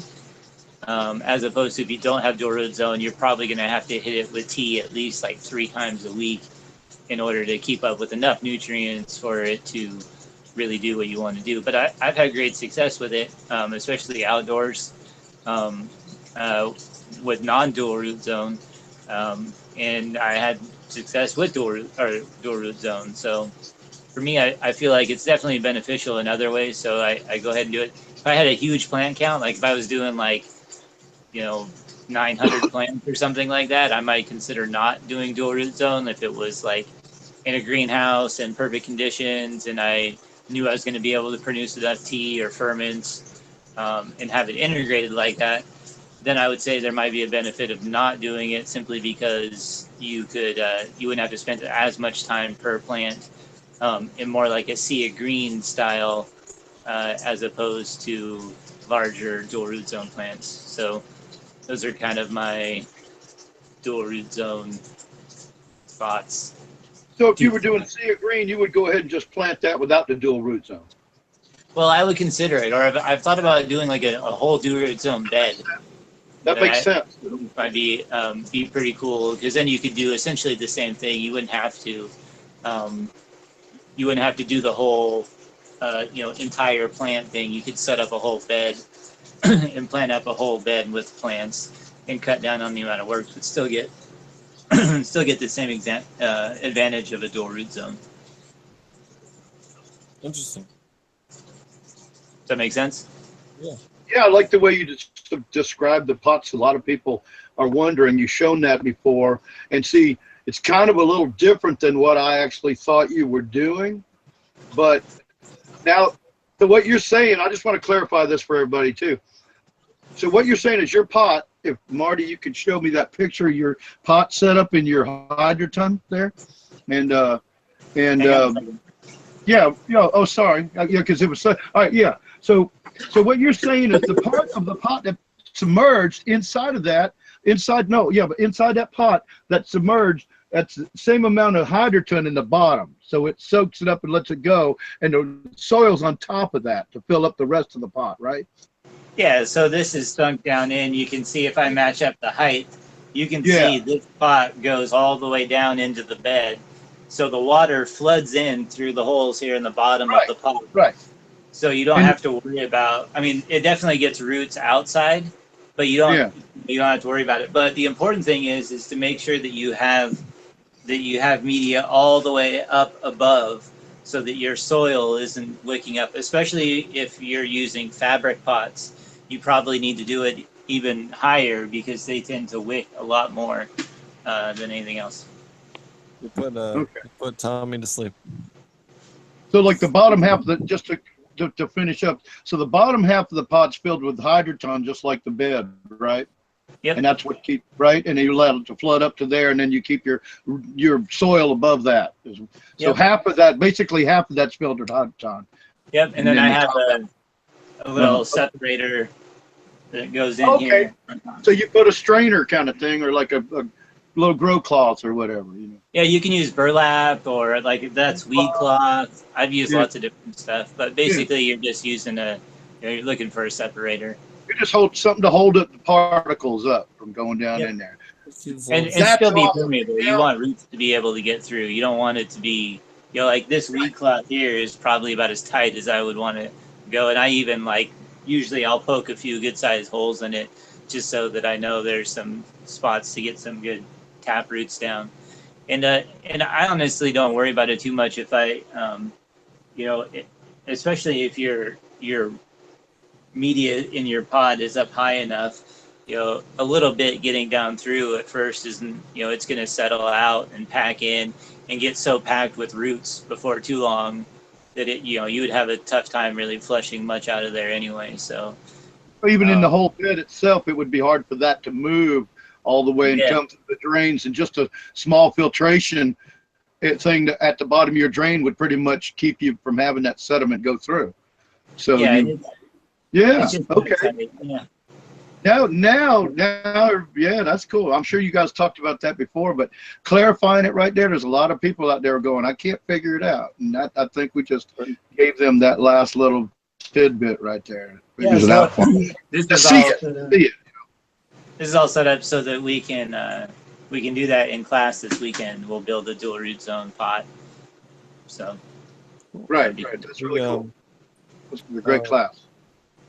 I think Marty has a video on dual root zone on how to plant them and set them up, and then I know I have one on my channel as well. So yep, there's one on my YouTube channel, and there's about 3 different versions on my Patreon if you want to check that out. Cool. Yeah. One of these days I'll actually get to go watch those.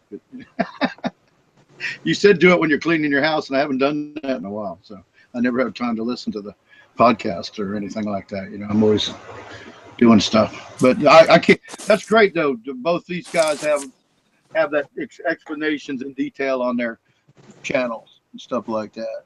That's pretty cool. And where are you doing that class? Let me segue y'all back.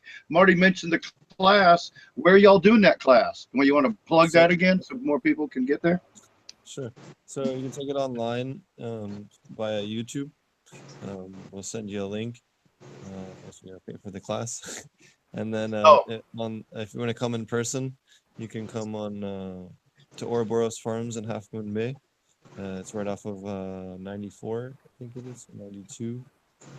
They're just outside of Half Moon Bay. So that's right. Come in person, and you're in near San Francisco. I thought you were doing it at Ouroboros. That's why I wanted to bring that up, because I didn't think you mentioned that earlier. You were just that's what I meant. Where is it at? You're hosting it at Ouroboros, and you're going to have an online video also on YouTube. Later, we're working on a teaching in Las Vegas I'm talking to That's people right cool. now. So we doing a class in Vegas, and then also in hopefully next year in April we might be doing one in Jamaica. So if you guys want to have kind of come on a cool weed vacation, see a farm or 2 or 5 in Westmoreland, smoke some really cool weed in Jamaica, and come to a class down there along with a pretty cool conference. We don't have any more details yet, but we're trying to see if we can get this event together down there, which will be really cool. That'll have some announcements in the weeks to come. So that'll be a lot of fun.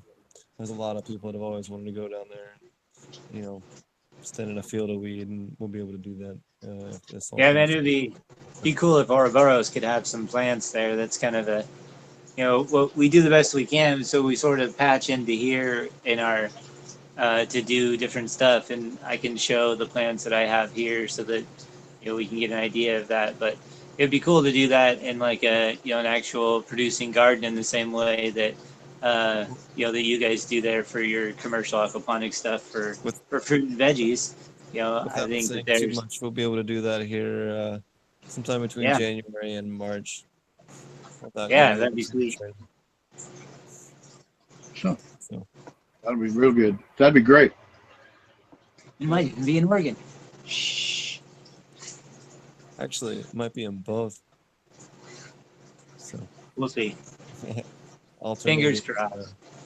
Yeah, fingers crossed. We'll have to alternate classes between the 2 states. But the online is fun.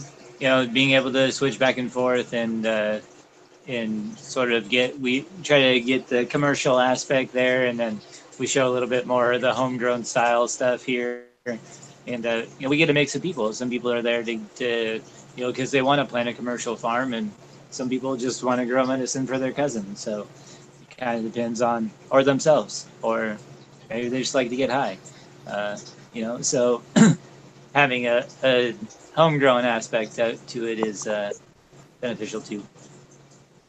That's great. So you're combining like a commercial style classes with ability to have a homegrown setup, like from the simplest setups to the most complicated and automated and everything. Yeah, I see Steve nodding. Good. That's better than your microphone.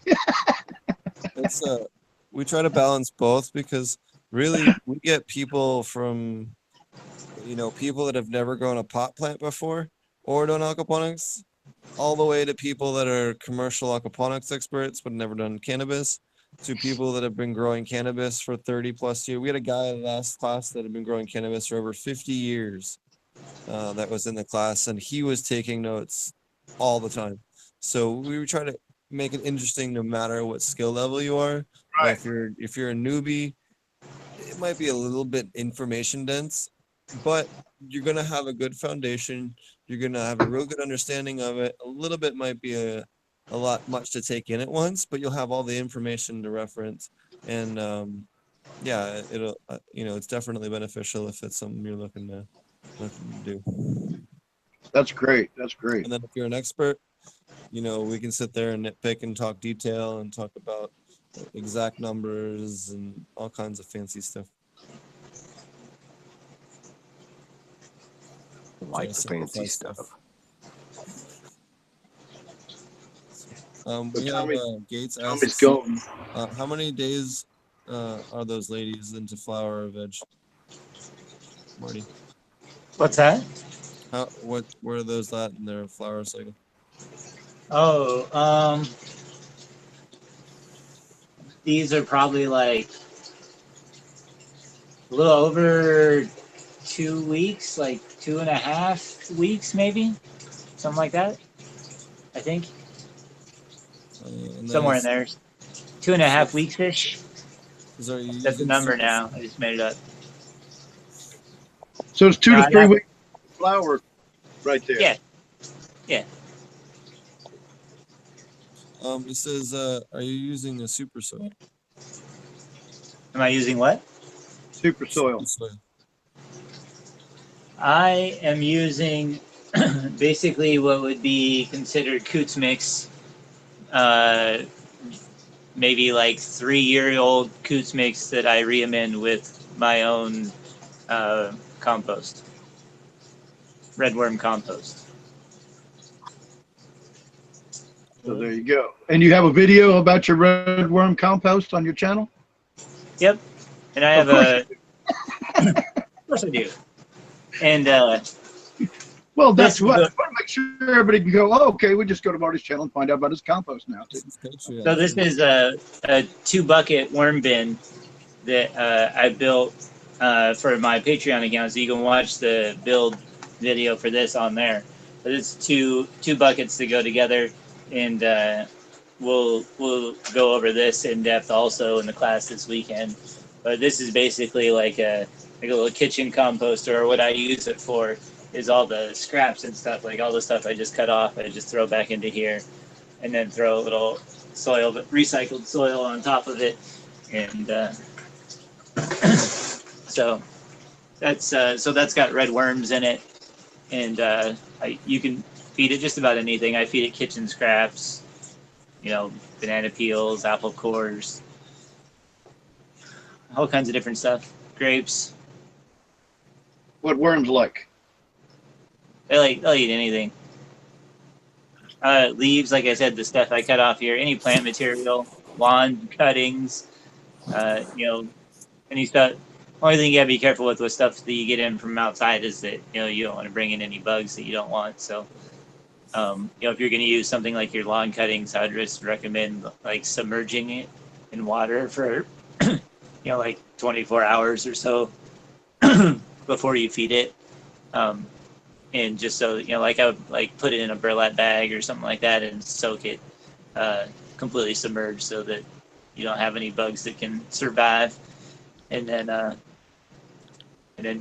pretty much anything's fair game after that. They'll eat just about anything. Like stuff, I get a lot of like old tomato leaves and stuff that come off as my tomato plants get taller. So the ones towards the base as they start to vine out. The ones towards the bottom will fall off. So any of that stuff, I feed it to the worms and try to feed it back. So leftovers from my ferments or making labs, they like to eat the curds off the top if you make labs. They love to eat that stuff. What else can you feed them? I mean, just about anything. Corn husks. There's lots of great stuff that you normally just throw away that is great worm food, great plant food.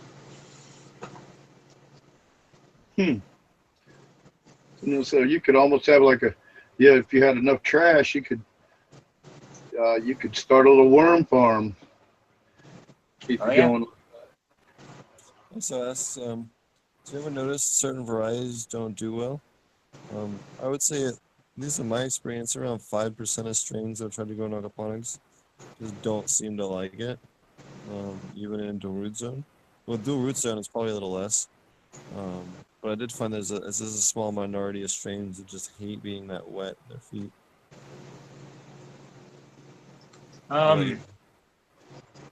So I've grown quite a few different strains now, and I would say I haven't found any of them that I would say didn't like it or didn't do well, but some of them get a little bit more picky in terms of like if your pH swings a little bit more, which can happen in aquaponic systems. Some of them really won't like it. Some of them will just might curl up a little bit and not bounce back and not really be a big deal. But some of them will drop nearly every damn leaf they have before they bounce back, even though they do. But so I would say some of them are more sensitive when it comes to pH swings, or maybe nitrogen spikes. I had what was I growing? I think it was Fruit Punch or something like that. Some weird strain that I got from a local guy here, and it took a long time to finish, and I think it was probably because it didn't like the amount of nitrogen that it had, because is it just seemed to flower really slowly. I think it took like 14 weeks altogether for it to finally finish. It was really cool, smelled really good, and turned almost like this blackish purple color, but it just took a long time to finish. So those would be probably my only two suggestions, I guess, about strains, is that some of them will do that. So I think Shishka Berry, this one that I'm growing here, is a little bit sensitive into pH, and Fruit Punch, which was more like I think it was more of a sativa plant. Most likely took 14 weeks. Yeah. Most likely. Well, I don't know that it should have, though. I think that might have been, like I said, the sensitivity to nitrogen spiking. That's interesting. I've had plants take forever to finish, and especially sativas, and I've always wondered about that. It's funny you say nitrogen, although I really cut that. I from having the greenhouse, I actually manipulate my nutrients so that I have less nitrogen. And not too much nitrogen in general. I mean, I really try to watch that. But it's funny you bring up that it might be a nitrogen spike, or just, well, do you think that let me ask you this. Do you think because that it's pH sensitive, do you think it's because the spike of pH causes stresses the plant enough to slow down the production to allow it to finish? Well, it affects mineral uptake. If your pH is off by a lot, you're not going to uptake the minerals into the plant at the right rate. But why would that slow down finish time, though?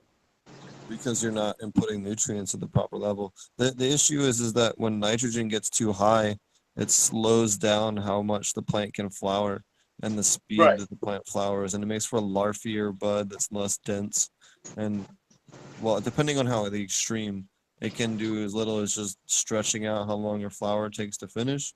It can also, if it's too high, make it larvae and it will never dense up. Larvae, yeah. Okay.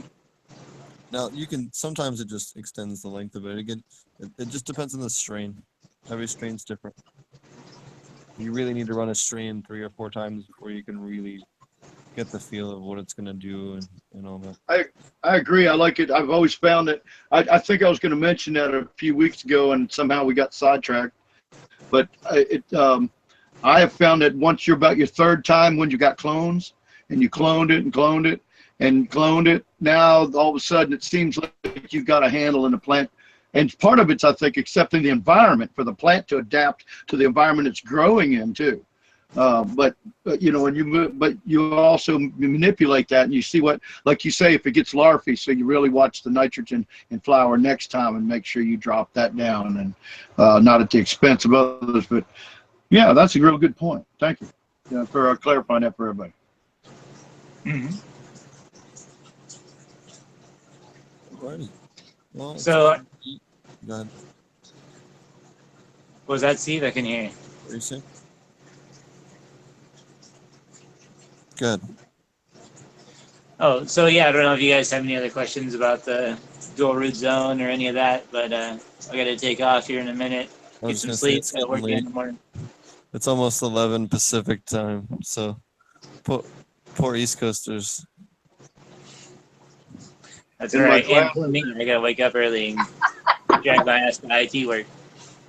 Yeah. Hey, well, man. Go to the weed convention, so. That was pretty cool about that. Thank you, guys. I'm sure everybody's excited about all the classes you did. And yeah, I think it's time to, say goodbye to everybody. Can't believe we still squeezed in a normal length show. My intention was just to come on and do a 30 to 45 minute show, and we still did a normal length show. And we got a bunch of you guys to show up. So you're only going 5 miles an hour. So you've been going 5 miles an hour the whole time, so. Yeah. All right, guys. I'll get you later. Good night, Mark. Why don't you tell people how to find you in your Patreon? So, my channel is AP Meds on YouTube, and you can check me out there. We have Aquaponic Cannabis Growers Group on Facebook, which Steve and I and a couple other guys admin. My Patreon is patreon.com/APMeds. Which is basically just a lot more how to build videos and more like I guess like an ongoing class. Every once in a while, I post videos of whatever's going on. So like my last one was amending dual root zone soil.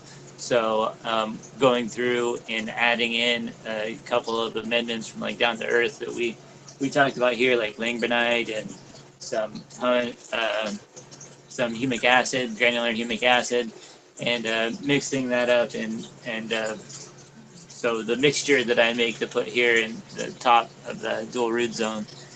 So yeah, it's like $1 or $3 or $10 a month, depending on what level you would like.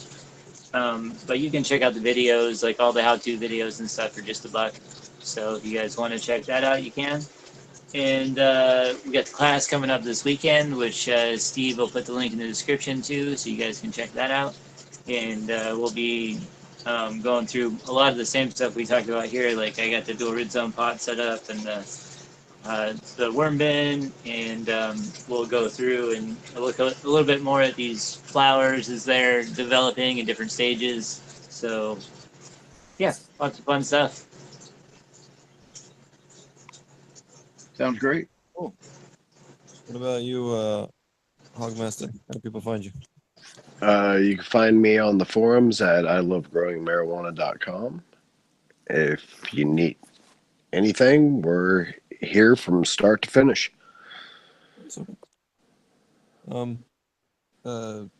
Tommy passed out. You can check him out at Old Fart Grows. He'll have some cool. We can see where to find Tommy right there in that bed. Yeah, he's right there in that bed right over there. He's right there in that bed.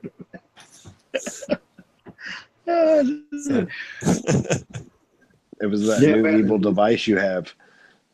Oh yeah, he did a dab and he was lit as fuck.